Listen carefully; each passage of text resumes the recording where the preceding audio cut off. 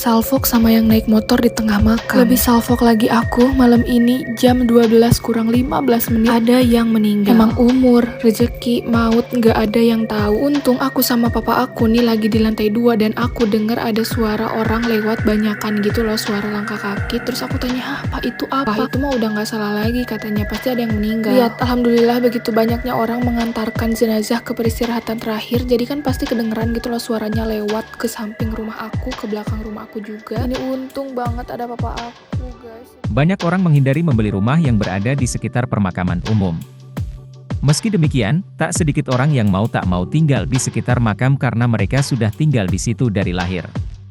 Mereka tentu menyimpan beragam cerita, yang mungkin bagi beberapa orang terdengar cukup menyeramkan.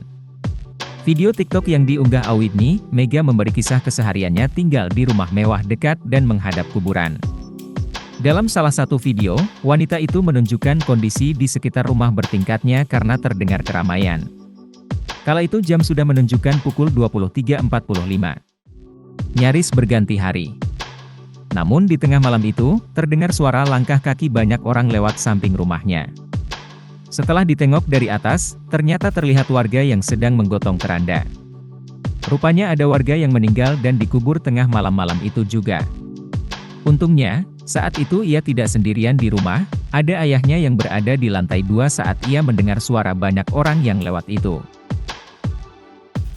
Karena ada ayahnya di rumah, ia menjadi tidak begitu takut. Karena kejadian itu, ia meminta ayahnya untuk tidur di lantai 2 rumahnya. Menurut wanita itu, saat ada yang baru dimakamkan di samping rumahnya, apalagi di waktu larut, ia akan susah tidur. Wanita ini berharap malam itu merasa ngantuk sehingga bisa tidur cepat. Ia mengatakan, meskipun sudah belasan tahun tinggal di rumah itu, rasa takutnya saat ada pemakaman selalu ada.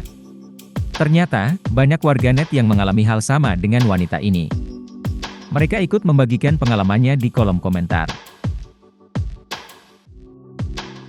Sama yang naik motor di tengah makan. Lebih salfok lagi aku, malam ini jam 12 kurang 15 menit ada yang meninggal. Emang umur, rezeki, maut gak ada yang tahu. Untung aku sama papa aku nih lagi di lantai 2 dan aku denger ada suara orang lewat banyakan gitu loh, suara langkah kaki. Terus aku tanya, "Hah, Pak, itu apa?" Itu mah udah gak salah lagi, katanya pasti ada yang meninggal. Lihat, alhamdulillah begitu banyaknya orang mengantarkan jenazah ke peristirahatan terakhir. Jadi kan pasti kedengeran gitu loh suaranya lewat ke samping rumah aku, ke belakang rumah aku juga. Ini untung banget ada papa aku, guys, jadi aku nggak begitu takut. Abis kejadian itu aku suruh papa aku untuk tidurnya di lantai 2 aja, nggak usah di bawah. Ya udah, pokoknya kita doakan bersama. Part 2, pemakaman di jam 23.45 malam. Sama kak, rumah aku juga selangkah dari depan kuburan. Jadi kalau ada makam baru tuh parno, apalagi yang kuburannya di depan pintu persis, yang meninggalnya aneh-aneh, takut. Nah ini guys yang aku maksud, jadi nggak semua orang meninggal itu dalam keadaan baik. Beda-beda orang tuh meninggalnya. Nah yang kayak gitu yang bikin merinding banget. Pernah tuh aku diceritain sama Mbak Deti, katanya ada yang nangis terus tiap malam gak berhenti selama 3 malam berturut-turut. Itu karena matinya gantung tali, paham kan maksud aku gantung